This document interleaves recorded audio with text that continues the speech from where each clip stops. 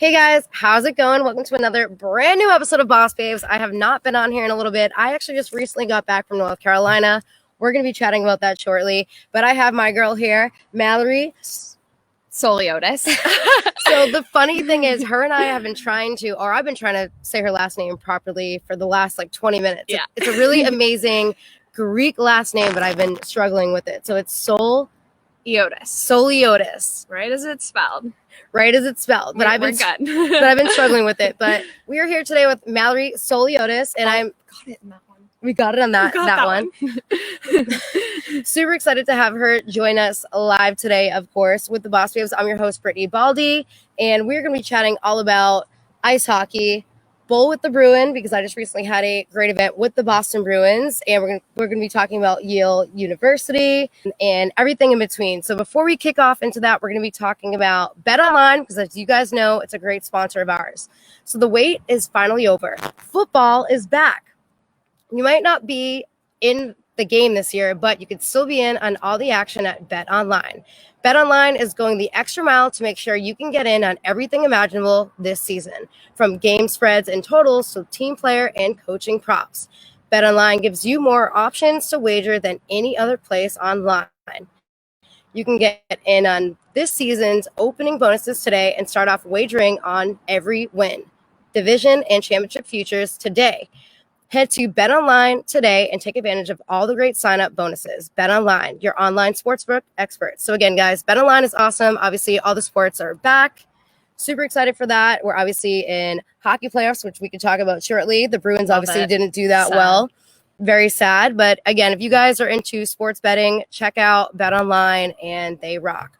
Let's just hop right into it. So we have Mallory sitting next to me. I am so thrilled to actually be doing an interview live in person and not having to do it virtually. How are you? I'm doing well.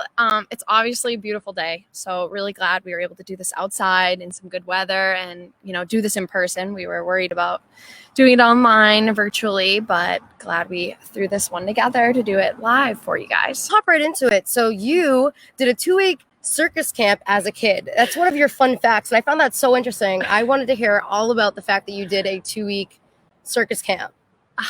I honestly don't know what got into me. I was probably 8 or 9 years old, and I was going to this summer camp every summer doing different types of sports camps, ceramics, other arts and crafts types of things. And one summer they had a 2-week circus camp, and I begged and begged and begged my parents to let me go do this. And of course they did, because my parents love me. And I'm their favorite. Sorry, Michael and Alicia. I'm the favorite. And so when we got there, I had no idea what we were going to be doing for 2 weeks. So I learned the trapeze, which is where you hang on the bar and you go swinging and back and forth. Oh, it was crazy. Did that, some juggling. There, we did the silks that hang from the ceiling, and you kind of climb, and I wasn't good at that one. I was demoted off of that one. And we did this huge performance on the last day for all the parents that came, and my parents have several home videos that I happened to dig up a couple of weeks ago, and I actually saw the video of me doing the trapeze, and I'm terrible. I'm not very coordinated, but it was a really fun time. I never did it again, never obviously got into the circus business, but I thought it was super fun, and obviously took the opportunity to go do that. So it sounds like a really fun opportunity. I've never even heard of anything like that. I know as a kid I used to go to Barnum and Bailey Circus. Did your parents used to take you guys there? Yes, we went, I think, a couple times, especially when they were in Boston. It was absolutely crazy, and I think that's probably what got me into the circus camp thing. Yeah, for sure. As a kid I used to go there, and I also remember my mom and dad taking me to the little petting zoos, and I would sit on top of the elephants and ride the elephants around. Yes. So Love although I've never been able to do a circus camp like that, what were some of the favorite events that you might have done there? I know you said you enjoyed doing the trapeze. I had to have been 8 or 9. I was young. I was fearless. Thought I was, invincible at the time. And did you hang upside down like a monkey? Yeah. Did you swing? Oh, yeah. In the video, you can see I, take off, just holding the bar, and I loop my feet through it, and then I let go with my hands, and I'm just kind of dangling there, and then I just kind of, fall down into the net. So that was crazy, but they had the instructors from their circus were there, and they were incredible. They did some of the like two people would swing and then one would, take the other off of one, and I was mesmerized. That's what I wanted to do, which is a terrible idea, to go into the circus business. I think my parents would not have been very happy if I went to the good old clown school, but here we are. I guess everything worked out pretty well. Everything worked out pretty well, and you guys will learn that Mallory is actually in the medical field. We're going to be talking about that a little bit later, and she's also a female professional ice hockey player. But before we get into that, I love, again, the fact that you were involved in the circus camp as a kid, but you also know some sign language. So what got you involved in that? Why were you so interested in starting to learn something like sign language, which is also very, very, very beneficial? I think it was my senior year of high school, and we had the opportunity to do a senior project during our last semester, and you could drop a class in order to complete it. So people did different types of things, research, volunteer, stuff like that. And I decided to learn sign language. For whatever reason, I was really drawn to it. I think it was a really cool experience to kind of learn another language that is totally not a language. It's, it's spoken with your hands. It's a very unique population that uses sign language. And it's pretty incredible.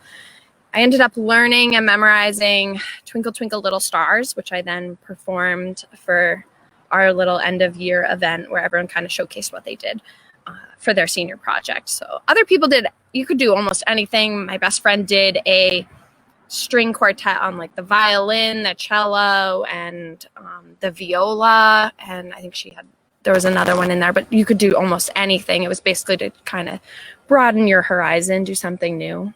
So that was a pretty cool experience. I still know a little bit. I'm a little rusty. I'm definitely not conversational, that's for sure. So if you can give me some tips, because I don't know anything about sign language. My mom is actually hard of hearing.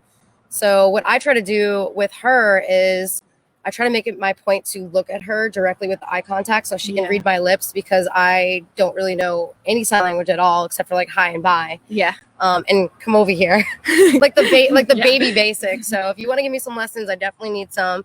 You guys are now listening to Mallory. We are listening in on some of her fun facts. We just learned that she went to circus camp as a kid. She knows some sign language, and I think it's pretty badass that you have your firearms license. So what sparked your interest in wanting to get that? And can you like hit targets?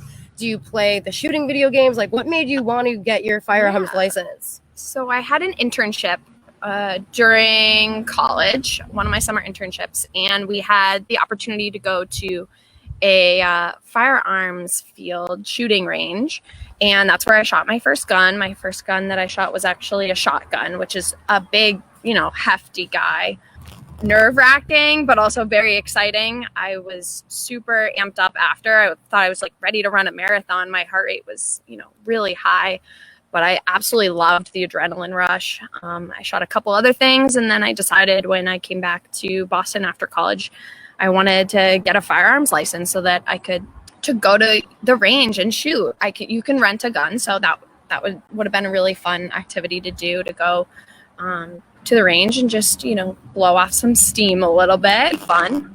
When I took my firearms certification class, we got to live fire with a Glock, and that was really exciting. And we got to shoot at a target, and I think I still have the target somewhere. I definitely hit it more than once. So did you go for the head or did you go for the chest? It was the chest. There was the, the circle. So it was just the chest, Did they teach you to aim for certain places? Like, do they tell you, okay, for the kill shot, you got to go here. If you want to just harm somebody, you want to go here.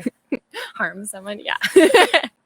No, they didn't really tell you where to really shoot. They were like, here, let's get comfortable with, shooting, so you guys aren't, liabilities out there. But it was really fun. It was really cool. And so hopefully maybe I'll have my own gun in the near future. I'm not sure yet. Very awesome. So I do love the fact that you are a female with the firearm.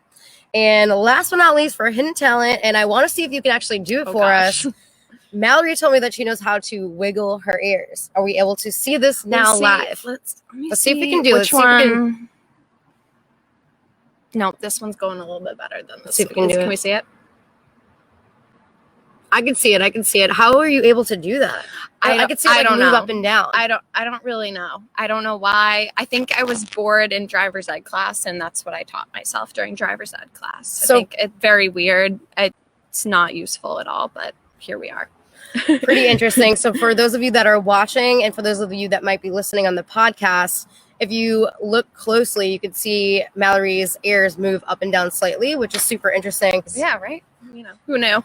Who knew? Who knows what our bodies can do? But you guys are now listening to Mallory. She is a Boston Pride defender, female ice hockey pro. Before we get into the professional ice hockey, let's talk about where you grew up. So you grew up right in Acton, Massachusetts. What was your family life like? I know you talked a little bit about the fact that you have a brother and sister. Yeah. What types of sports did you play as a kid? Were you guys competitive? Paint that picture of what it was like growing up in Acton, Massachusetts. Growing up, I still have, I don't know why they didn't disappear or anything. I have an older brother. He's 3 years older than me. And I have a baby sister who's 6 years younger than me. And growing up, I did all of the sports. I did hockey, obviously. I did soccer. I did baseball. I was one of the only girls in my town that did baseball. But I loved it. It was really fun. A little bit of gymnastics. Retired very quickly from that. Was not any good at all. No flexibility. Was not graceful at all. I did a little bit of swim team during the summer. I've done a little bit of golf here and there. My dad and brother are actually really good at golf, so we'll work on that one. And I got into hockey when my brother started playing. He's 3 years older, and so I got dragged around to the rink wherever, because both parents wanted to watch him play. And I said, I want to do that. And not only do I want to do that, I want to be better than him. So She's got the competitive edge, guys. Yeah, super competitive. My brother and I would, throw bodies playing knee hockey, draw blood playing in the basketball in the driveway, or street hockey or whatever. Very competitive, very rough, but that's what brotherly and sisterly love is, right? Makes you stronger. And my mom actually took me to the figure skating rink when the hockey rinks were on the other two rinks, and we were watching a team practice, and their coach came over and asked if they could help us. And my mom was like, oh, my daughter just wants to watch. She might want to try or whatever. And this woman was not very happy with us being there. She was adamant about being a closed practice and that we weren't allowed to watch, but we are more than welcome to come to one of the open practices or the public skating. And my mom said, no, we're just going to go play hockey over there. So we got right into hockey. I loved everything about it. I loved putting all the hockey gear on. The day before I would have morning hockey practice when I was growing up, I would lay out all my hockey equipment because I would get dressed at home. And then we would drive over to the rink and we'd put my skates on and everything. So I loved getting all the gear, and then I loved just, skating around, hitting the boys with my stick. What better opportunity than that to, beat some boys up, especially because there weren't too many girls. There were a few, and we were all really close because there's not many girls in hockey. Obviously, there are a lot more now, which is fantastic to see more girls in the game and playing. So yeah. So when you were a kid, I know you just mentioned there weren't that many girls playing when you were younger. So did you start off playing on a male team? Yeah, mostly male. It was technically co-ed. It was just my town team, and there were maybe 3 girls my age that I played with on a team full of boys. So we girls stuck together, obviously. And we were actually some of the better players on the team anyway. So I played with the boys until I was probably 12 or 13. And then when I was 8, I started playing on a girls' team. So I was on 2 teams for most of my life, playing on that, mostly boys team with a couple girls, and then on an all-girls team. And we would play against these boys' teams, and we would just kick their butts up and down the ice. It was awesome. Just being, having boys kind of laughing, making fun of us because we were girls, and then we just go and beat them 8-0 or something like that. So I ended up playing in that same girls team program through high school until I went to college, obviously. And it was awesome to just be on a team of girls, people like me. those are some of my best friends. I still play with them now. A couple of them are actually on the Boston Pride with me, so that's super exciting. Very exciting. And I know we're speaking about ice hockey and the fact that you were one of the only females playing on a co-ed team. Who are some of the athletes that you looked up to as a child? Were they female athletes? Were they some Boston Bruins players? Were they athletes from other sports? Who did you look up to as a child? I think I had a couple female role models, which is really awesome just because at the time women's hockey isn't where it is today. It was still getting going. But I remember watching the Olympics, and I loved watching Jenny Potter play. She's an incredible player. And then Julie Chu, who went to Harvard, which being a Yaley doesn't make the best sense. But our team got to visit the Harvard women's hockey team when we were like 8. And I just, my eyes lit up, and there's a room full of, college hockey players at Harvard, that's, close to home. So that was pretty special. But I did grow up watching the Bruins and loved the Bruins. I was a big Sergei Samsonov fan. I don't even know if you guys remember him. I loved watching him because he was so fast and he had such great hands. And then Joe Thornton, which sadly got traded to San Jose, but loved watching him too. And who else did you root for? Obviously, you followed the Boston Bruins, but were there any other? Were you a Celtics fan? Were you a Patriots fan? Did you enjoy watching some teams out in California? Of Boston sports. I think my dad grew up, in Massachusetts, rooting for, the Bruins and the Patriots and the Red Sox. My dad's, I think his grandfather had season tickets to the Patriots back then when it was significantly less expensive. So he used to go all the time. Love watching football. I think it's great. I still watch every game. And then I think we watched a lot of the Red Sox just because I played baseball and we went to, the Red Sox games. We actually went to a lot of Lowell Spinners games. I know baseball. I like baseball. I think it's fun to go watch. And the Lowell Spinners did a great job with the kids' entertainment value. I remember I loved watching the people get in the sumo costumes and sumo wrestle. I think that was probably one of my favorite parts of the game. I want to say that the Lowell Spinners are still around. However, they probably aren't playing this season due to COVID. All of the minor league baseball teams, unfortunately, are not playing. I'm sure a lot of you guys are aware of that. Catch a Lowell Spinners and Red Sox or any sporting event for that matter. Hopefully. Fingers crossed. Fingers crossed. Really want to go to a game. Funny family stories. I know you grew up. It sounds like you were very close to your family. Where did you guys like the vacation? What were some funny stories that you can share with us? Man, we spent a lot. We would go away. Well, most of our vacations were spent at hockey tournaments. Sounds about right. My parents loved that. Loved going to, Connecticut or Canada for vacation, a glorified vacation. We used to go to the Jersey Shore for 4th of July, and then we actually started going to the Outer Banks, which is incredible. We'd rent a giant house and get my mom's 2 sisters and their family, so a bunch of aunts and uncles and cousins. There'd be 20 people. We'd have this giant house right on the beach, and it was just an absolute blast, especially when we're kids, because we would, play video games, play in the pool, go to the beach, walk for ice cream, go to mini pud, bumper cars, all that good fun summer stuff. And it was great to, get away and kind of take a break from sports, because I did a lot of hockey growing up, so it was good to, take a break and kind of unwind so you don't get too burnt out. Did you guys tease each other at all? Did anybody play a prank on somebody? Oh, there was a girls versus boys war every single year. I think my sister and I think this is so childish and immature, but we found these fart bombs. And my sister thought it'd be hilarious to set one off in their bedrooms. So it just, oh my God, it was probably the worst. It just spread through the house. It didn't just affect their bedrooms. So that was, it was funny, but, sad because, it smelled like rotten eggs. Yeah, basically. It was pretty awful. Oh, fart bombs, guys. That's apparently a thing. They are. I'm sure someone has heard of it. I'm not crazy, I promise. I'm trying to think of other things. We used to have giant water balloon wars. By the pool, we would, fill up 30 balloons each and just absolutely destroy each other. It was so fun. We had a lot of fun. Even the adults.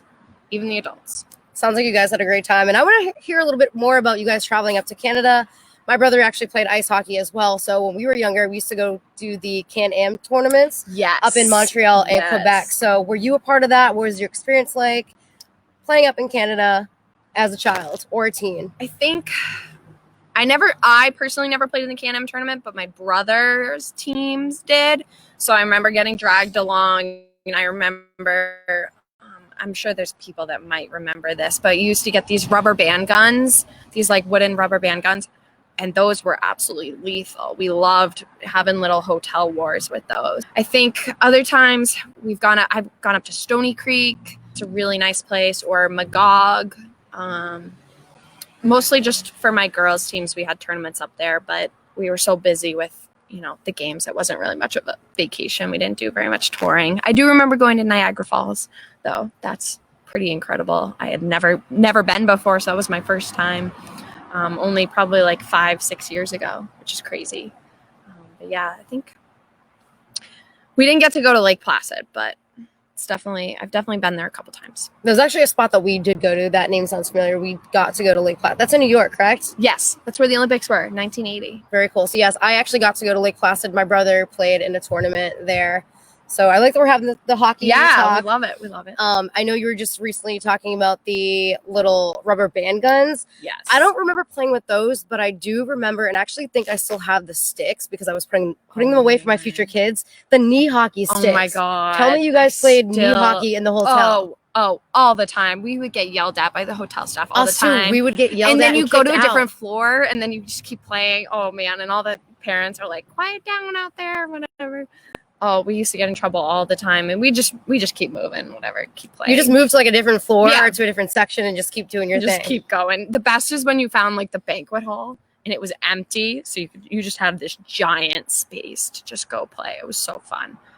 We still have knee hockey sticks. I fully intend to play with my future children and just destroy them, whatever it takes, because I'm gonna win. I love it. If you guys don't know what knee hockey is, go Google it and get your kids a set of knee hockey sticks. And it's like a little mini puck. It's like a little mini puck like that big. You guys can get foam puck. Right? It's like a little foam puck. And you guys can play essentially anywhere. You just set up shop anywhere. So get them for Christmas or a birthday gift. So our girl right here, her name is Mallory. She's a Boston Pride defender. We're going to be talking more about hockey shortly. Before we get into that, guys, please subscribe and listen to us on Spotify and iTunes. You guys are now listening to the Boss Babes. I'm your host, Brittany Baldy. But our girl is not only super athletic and chill, she is dang smart. So she attended Yale University. She is currently getting her master's degree, which we're going to talk about shortly. But you went to undergrad at Yale. Yep. You also played 4 years of hockey there. Why did you jump into the medical field? Yeah, Yale was just, I don't know if it was a dream come true. I never really saw myself going to such an incredible institution and having such a great experience there in all aspects, from hockey and in school, and meeting all my friends who I would pretty much call my family now. I always knew I kind of wanted to do math and science. I was really good at math, so I liked when I was good at something. So we liked that. And I really was fascinated with science and with the body. I loved doing the little like owl pellet dissections in like 3rd grade, really low key. But I loved that, and seeing all the little, it was a little gross, but I loved doing that. Or the frog dissections, and the mouse or the pig or the chicken, like all different types of stuff like that. I really enjoyed that. And so from there, I knew I wanted to do something, math and science, whether it's, biology or biochem or something like that. And I found this field called biomedical engineering, and it was perfect. It was a perfect balance of science and math and physics, chem, all of the science things, all of the things. But the goal was to, discover and develop things to make people's lives easier, from, medical devices to prosthetics to, cancer drug treatments, which is what I'm into now. And I'm so, so glad to be in the cancer field. My grandmother actually had breast cancer when I was probably like 13, a double mastectomy. And she eventually actually got brain cancer that had metastasized from her previous case of breast cancer. So unfortunately, she passed away from battling that. She actually got pneumonia, so that was really unfortunate. And having my grandma battle breast cancer at a young age was kind of probably the turning point where I knew like that I really wanted to get into that. I really wanted to get into cancer. And I was really fascinated as I got older and learned more and understood more about cancer and its impact on the body and how difficult it is and why we don't have, a one single universal treatment for cancer, because every single person's different. So it's pretty cool to be involved now in the cancer field. And I know you actually, I don't know too much about the medical field, of course, so we're going to have Mallory sort of explain it as best as she can without using the crazy scientific terms. We'll try. But before we actually did this interview today, she was driving back from the lab. She was actually doing some experiments. So what are you currently working on now? Again, we do know that you are working with cancer treatments and helping get things out into clinical trials and whatnot. So what exactly do you do, if you can try to sum it up for us as best as you can? Yes. So my group is in charge of developing these plate-based experiments on a 96-well plate, usually, typically, most of the time.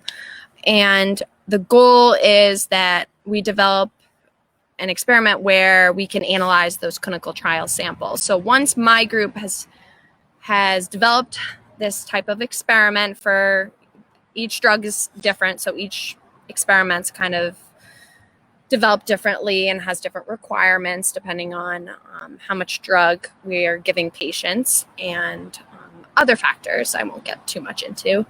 And we send that out to another group and they validate the assay for us. And then once that's done, we're ready to go to clinical trials. And when we get those clinical trial samples, our experiments and assays that we developed at our work and in all of our time are used to analyze those samples and to determine different types of things. If we're looking at the drug profile of how long the drug is staying in someone's body, or if we're developing anti-drug antibodies to that drug, because most of the time the drug is considered a foreign body. So most of the time our body wants to get rid of anything that shouldn't be in there. So it's really interesting to look at, and I love watching some of our projects, come from our hands and move out and go to trial and continue through that. And then hopefully we'll get something to go to the market soon. I think that's super interesting, especially considering, look how young you look. Like, when I think of people that are in the medical field, you picture, the older scientists and whatnot. But I love seeing, younger people getting involved in such an amazing career in such a great field, wanting to help others, wanting to benefit others, wanting to get out better medicine to people. And again, very smart, went to Yale for 4 years. Now you are in the process of getting your master's degree. Yes. While also playing hockey, which we are going to talk about a little bit later. But what is it like getting your master's degree currently while working as well in the medical field? I'm pretty busy, I'll say. You're always running around. I'm always running around. I have everything I could possibly need is in the car. I got my hockey gear. I got my laptop so I can do schoolwork. I have my work laptop if I ever need to go on that. I have all I could possibly need in there in case something happens, and I have to be somewhere else on a short notice. So a lot of times I spend most of my day at work in the lab or at my desk doing analysis. And usually then in that early evening, roughly, I'll switch gears over to my master's class. Right now I'm only taking one class at a time because obviously I'm working full time and doing school and training for hockey. And then hopefully we get our practices starting soon, fingers crossed.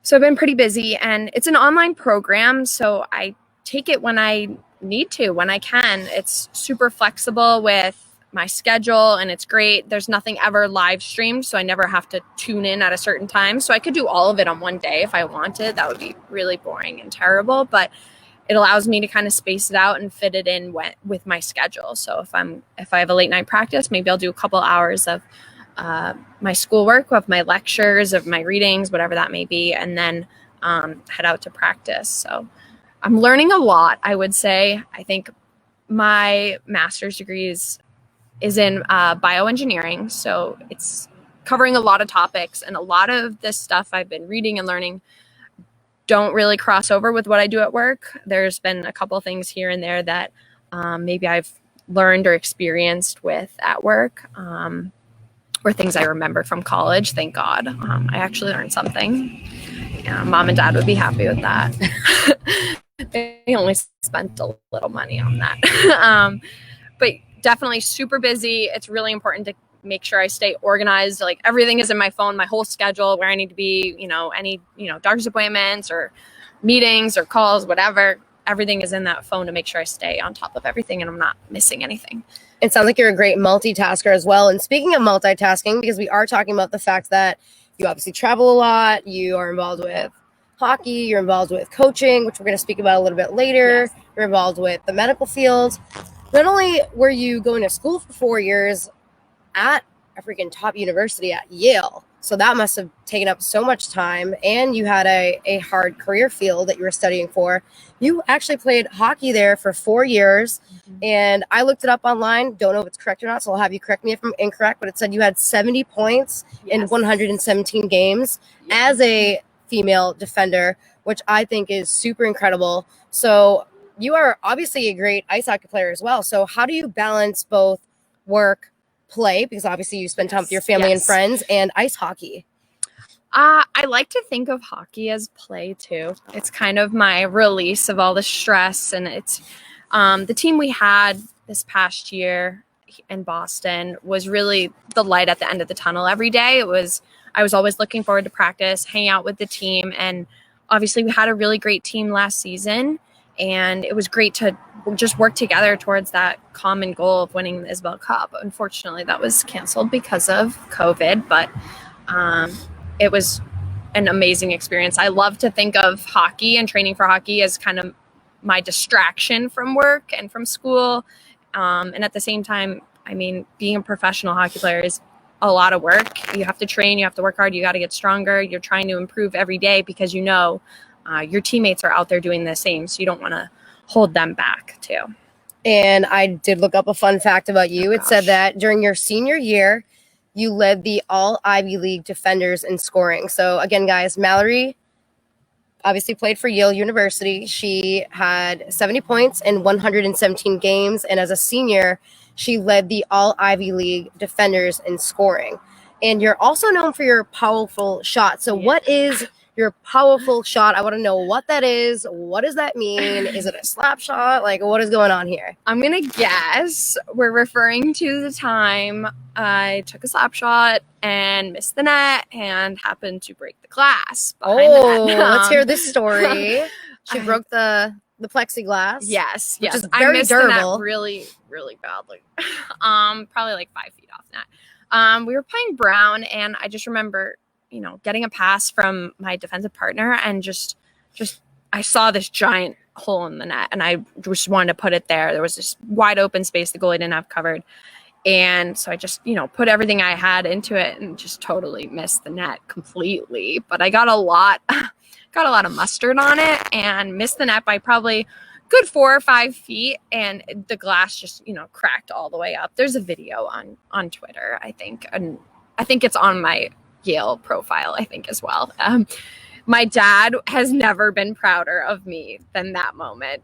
Screw getting into Yale, screw playing Division I hockey. My daughter broke the glass. That was probably his most memorable and proudest moment, because that was pretty awesome. He ran over and took a picture behind the glass. He had the biggest smile on his face. He loved it. Probably like, my daughter is so strong. She knows how to shoot the puck. Yeah, he loved it. And being a female ice hockey player, what does that mean to be a female ice hockey player and inspire other young girls to potentially get into the sport or play any other sport as a female? Obviously, because when you think of sports, it's a male-dominated field, whether it be playing the actual sport or being a broadcaster, being a sideline reporter. It's definitely male-dominated. So what is it like to be a female professional athlete and college athlete, of course? And how do you like inspiring other people? I never would have thought of myself as, a role model or something, young girls looked up to, until I started playing in Boston and seeing all these girls come to the game, and some of them wearing my jersey, wearing my t-shirt with my number and name on it is pretty incredible, because those girls, start to idolize you and look up to you, and they want to be you. And it's pretty incredible to have someone, come up to you and be like, I want to go and do science and play hockey too. It just like warms my heart. I kind of cry a little bit whenever I get a nice email or a text or a mom who says, my daughter, she's nervous about meeting you, but she loves you and she idolizes you. Will you come meet her? And I'll, if they're on the side or whatever, go and be super personable and just tell them and show them that anything is possible. You can play professional hockey. It's an option. And hopefully in the next years, like, we'll continue to grow the women's game and there'll be more girls playing hockey at the younger ages. And then we'll see just women's sports, including hockey, just continue to get the more and more awareness, more and more attention in media, and not just athletes, but broadcasters too. We have women here too, and I think it'll be great to have more women involved in sports. Whether it's coaching or broadcasting, your sideline reporters, your batting coaches, your pitching coaches, anything, just getting more and more involved across the board. It's pretty incredible to watch and to see it continue to grow. Excellent answer. So whether you're a female or a male that wants to get involved in sports, especially the females, it's a big reason why we started this sports show, is we wanted to do the whole female empowerment and learn how to give back and teach others to get involved with sports and have that healthy lifestyle. We'll be talking all about the Boston Pride shortly. But before we do that, we're going to pop up this phone number. You guys see it all the time on BosBabes. Our good friends over at Green Team Junk Removal. Again, Green Team Junk Removal. Fred Cullen is so incredible. Give him a call at 508-361-0519. Again, his number is 508-361-0519. What I love about Green Team Junk Removal is they will show up at your house. They will show up at your apartment. They will show up at your job, at a school, anywhere where you need to get, whether it's an old computer, an old couch, anything that you need removed that's junk related. He will get rid of it eco-friendly, like in an eco-friendly manner. He'll get rid of it completely. It won't end up in a landfill. And the best part about this company is anything that can be salvaged, he actually takes it and donates it to a lot of local foundations. So again, guys, Green Team Junk Removal, they rock. Fred Cullen actually owns the business. 508-361-0519. They are local to Massachusetts. If you have any types of junk laying around, whether it be at your business or your home, please feel free to give them a call. They would love to show up at your home, at your business, get that junk away, either donate it or remove it for you. They are using all the COVID protocols, so they are doing it in a safe manner. Let's hop back right in. You guys, again, are now listening to the BosBabes. Please subscribe to us on Spotify and iTunes. Boston Pride. We're going to talk all about the Boston Pride. So Mallory, again, not only is this girl incredible all around, medical field, went to Yale, amazing with her brother and sister and her family, grew up in Acton, Massachusetts. This girl plays professional ice hockey for the Boston Pride. She was the 8th overall pick. She was drafted by the Boston Pride. First season with the Pride, she finished top 10 in the league for plus minus. And in 2019, she was awarded the NWHL Foundation Award. So what does that mean to you? Let's talk a little bit about winning that award. What was it like on draft day? How excited were you? Oh, man. This is all of the feels. Everything. All of the emotions. I remember on draft day, I was nervous and excited. I didn't know if I was going to be drafted, but I knew I was a good player, and I knew I could find a team to play on after college, whether I was drafted or not. I knew that's what I wanted to do, so I was going to work hard that summer, no matter what. And then to have my name called, 8th, it was all done virtually over Twitter, so I actually just kind of like saw it pop up on my phone. I started crying because I was like, oh my God. It just felt like 20 years of basically all this hard work every summer, every team, every win, but also every loss, everything I learned was, finally getting acknowledged and recognized by someone other than my parents, which, as much as they love me and think I'm great, it was awesome to just get drafted and noticed by our coach back then. And then in my first season in NWHL, to receive the NWHL Foundation Award was pretty awesome. I had no idea I was even considered for that. I spent a lot of time that season working with my town's Learn to Skate program. So teaching all these young boys and girls how to skate, anyone from, 3 years old to, I think the oldest I was teaching was 9.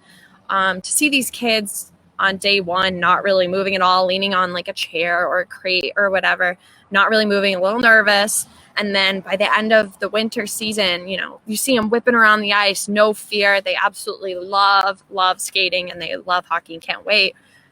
So working with them was just awesome. I love working with kids. It's fun to see them grow and mature too, especially at such a young age, to go from, you know, crying their eyes out and sitting and rolling on the ice and, you know, making snow angels to to see them, you know, whipping around the ice and trying to score goals and getting all super competitive and into hockey. It's pretty awesome. So I was really surprised, honestly. It was a pretty cool moment to be recognized by the league in that way.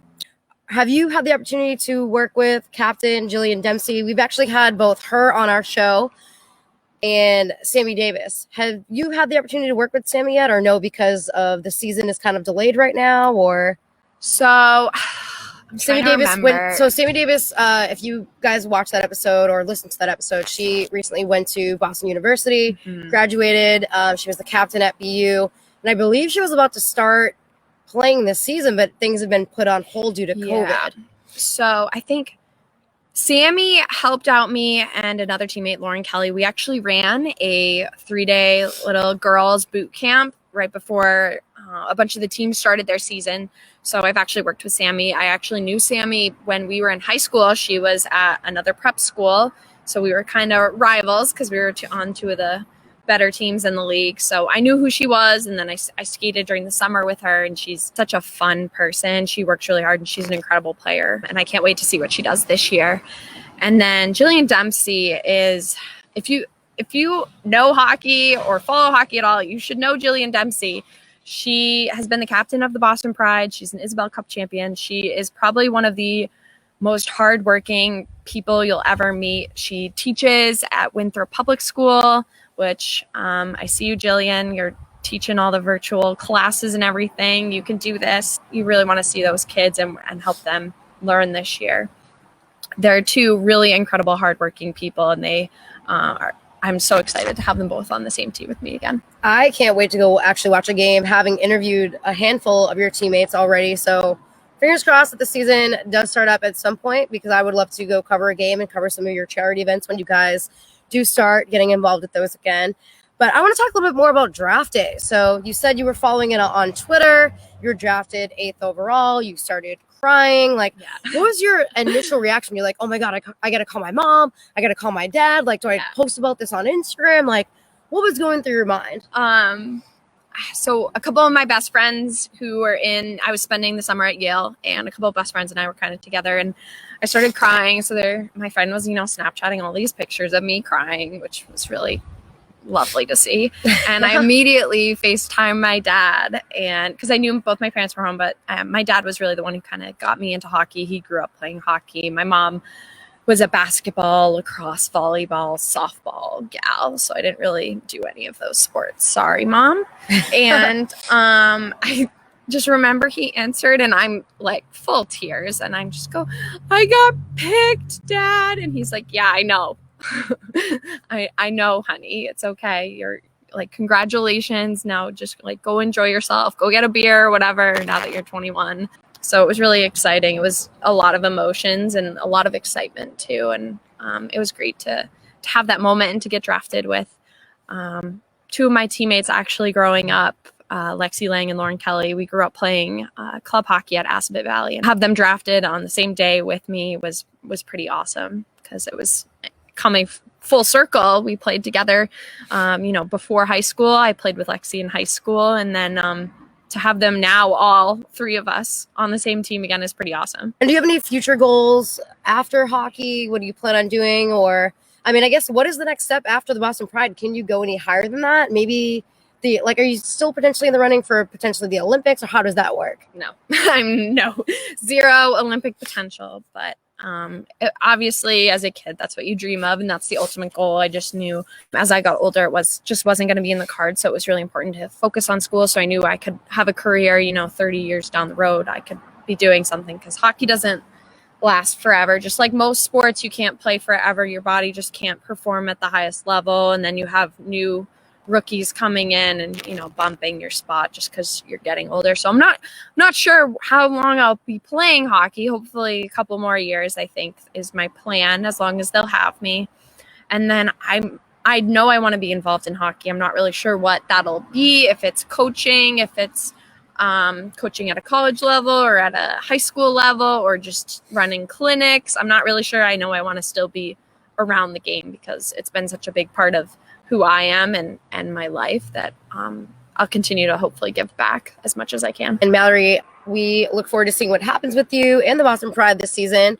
As you guys all know, the Boss Babes love talking about charity, and we love talking to our professional athletes and sports entertainers about how they give back, how they coach, how they start their own. A lot of them start their own foundations or give back to other foundations or attend charity events. So that's where we're at right now. We're going to talk all about charity and giving back. So Mallory is actually highly involved with the New England Epilepsy Foundation and also the Mandy Schwartz Foundation. So why did you get involved with both of those foundations? I think I got involved with the New England Epilepsy Foundation last summer. So over a year ago, pre-COVID times, when things were much, much better. I had just signed for my second season with the Boston Pride, and the mother of a hockey player reached out to me and reached out to our general manager at the time, asking if I wanted to come to this slap out epilepsy clinic.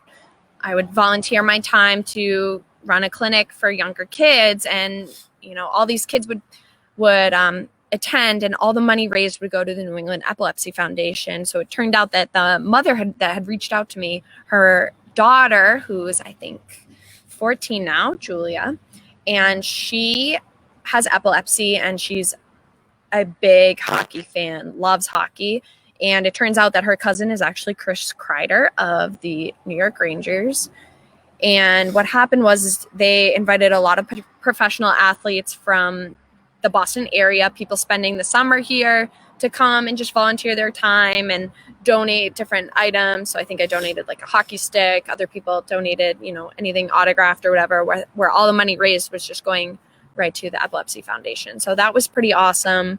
And then last season, I decided that all my player proceeds from my t-shirt and jersey sales, so players actually make 15% off anything sold with their name on it. So we sell t-shirts with our names and numbers on them, and there's replica jerseys, and they even auction off our jerseys at the end of the year.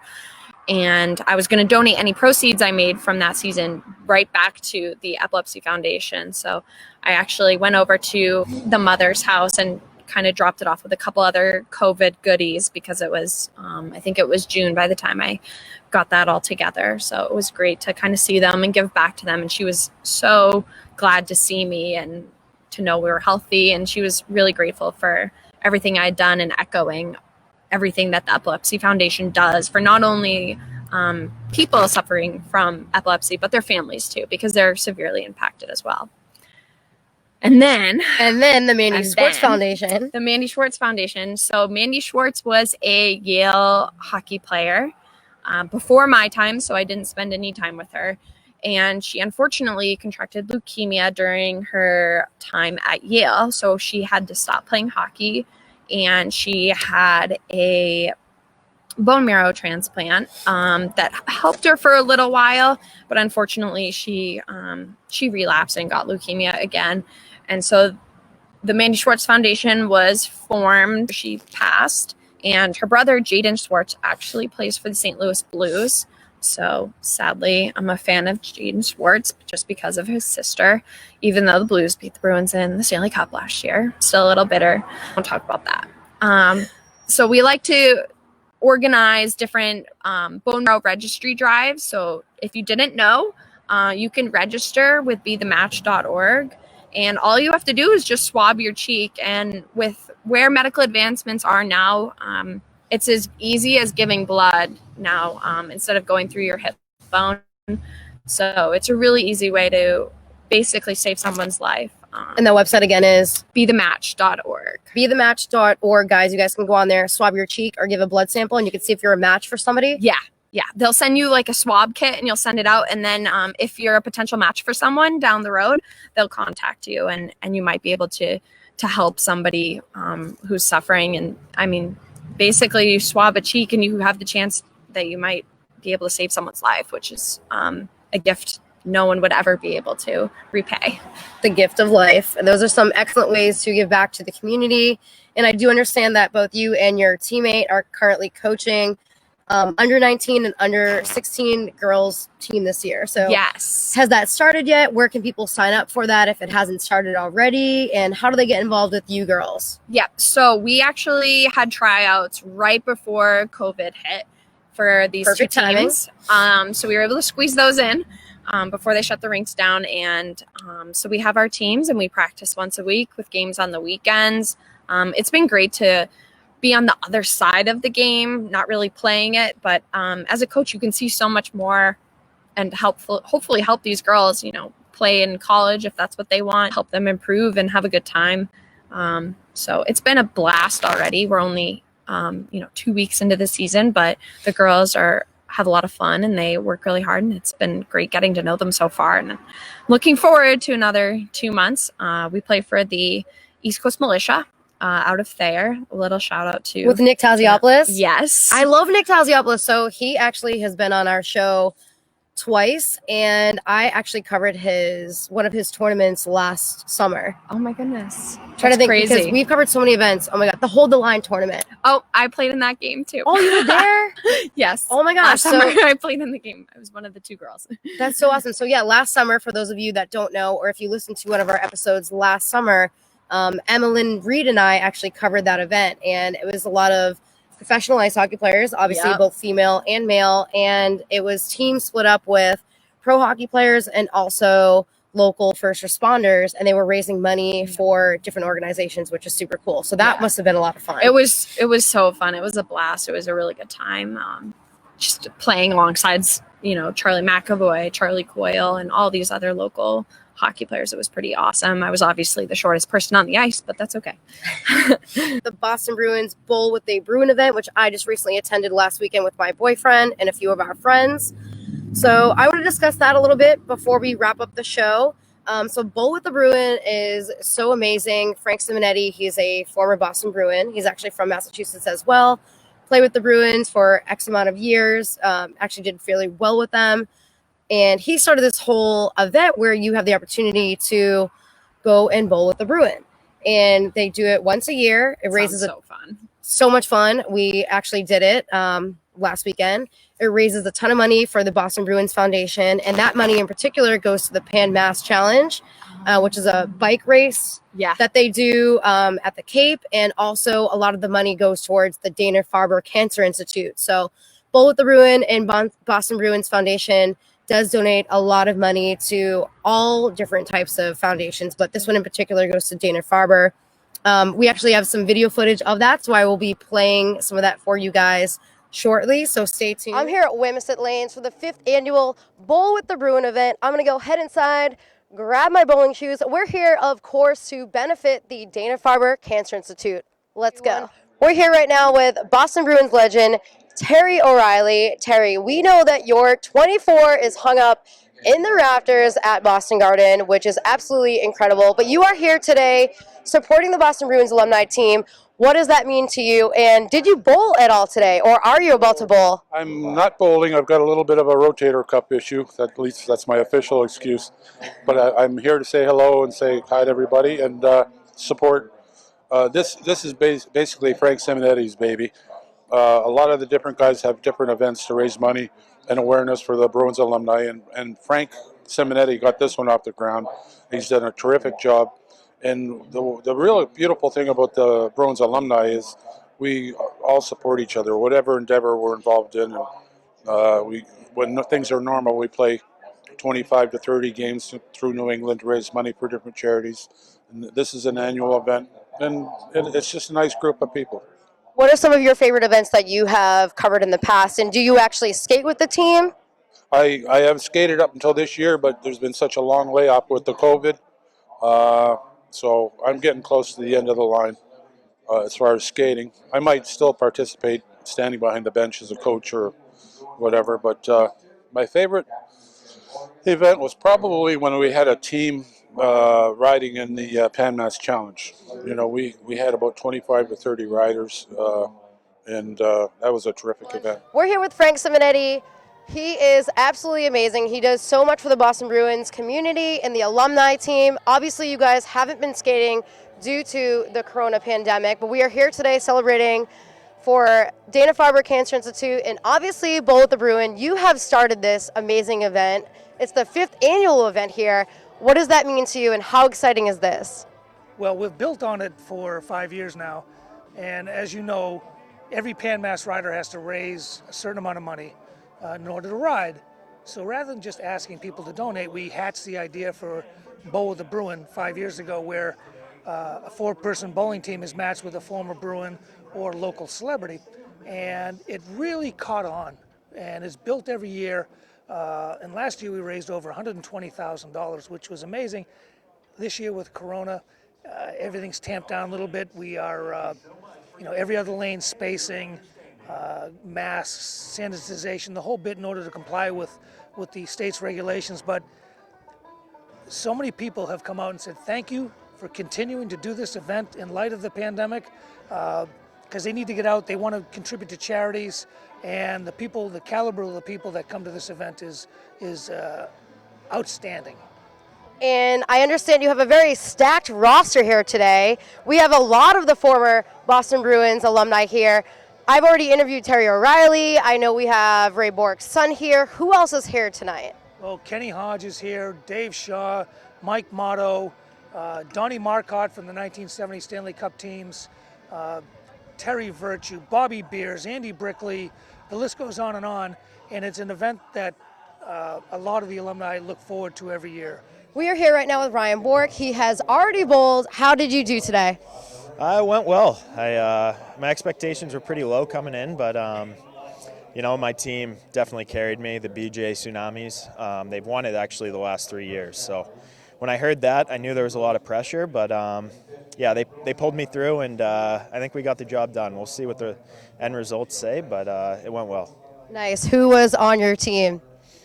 So it was the BJ Tsunamis, who are right here behind me, and great group of guys. It was fun playing with all of them. A lot better bowlers than I am myself, but like I said, they carried me through, and we had a blast for a great cause, and it's always fun coming out for events like this.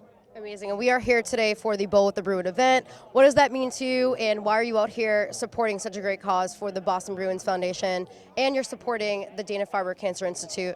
Well, obviously my family's been supporting this foundation for a long time, and it means the world to us, and especially on a day like this to, through the times we're going through, it's nice to be able to see some fresh faces, and, whether it's for Dana-Farber or the Bruins Foundation or the Pan Am, they're all great causes, and that's why we do things like this, is for causes like that. They skate throughout the year? Yeah, I've seen them. They're actually pretty good. They're pretty good. So November 22nd, actually, if you want to go, or if you don't have a game, I'm going to actually be going to it. November 22nd, Boston Bruins alumni team is playing in Canton.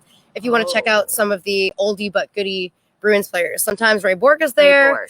Ray Bourque, Rick Middleton, Terry O'Reilly, like some of the greats that have their jerseys hung up at the Garden play. So get a ticket for a good cause and go check them out. Yeah, I wish I could go. You're probably going to be on the ice yourself. Probably at practice. She's probably going to be at Sounds practice. super fun though. You should definitely go. I've seen them before. And Mallory, do you have anything else coming up in the future, whether it be obviously ice hockey's on hold, but do you have any charity events coming up? Do you have any coaching? Just continuing to coach. We're hopefully getting started with practice soon. We all have to get COVID tested before we can start practicing, but that's hopefully happening soon. And right now the plan for the league is to start games in January. So fingers crossed, wear your masks so we can be done with this and we can start going and playing hockey again, because I really want to go play games. We hope so, because we want to go watch the games, and I want basketball season to start so I can get back on the Red Claws court. Be on the lookout for the Boston Pride schedule when that does come out. And we love to wrap up the show, as you guys know, with positive pop. So Mallory, hit us with your positive pop. My positive pop is, when you feel like quitting, think about why you started. I think it's really applicable with hockey for me. Sometimes when I'm really down, I think about, when I was 3 years old, starting to play hockey. kind of makes me a little sad, but here we are. I love that. That's some excellent positive pop. Whenever you're feeling down or whenever you feel like quitting, just keep on pushing through and see the light at the end of the tunnel, essentially. Yeah. And where can people find you on social media? The way they can keep up with everything that you are working on currently. So you can find me on Instagram at mypalmal14 or on Twitter, yourpalmal9. And you can follow my cat on Twitter, Tito_the_pirate. He's a hilarious cat of Twitter, so I highly recommend if you're a cat person or if you're just a fun person in general. He's a riot. There's a lot of good footage from Tito. Very cool. Well, you guys heard it here. Mallory kills it in all aspects of life, and you can follow her cat on Instagram and social media, and obviously follow her on social media because she's doing a lot. And if you have kids that want to get some hockey lessons or you want to learn about the medical field, yeah, reach out. Send the DM. And of course, feel free to send DMs to myself, Brittany Baldi, on social media, and also the BosBabes.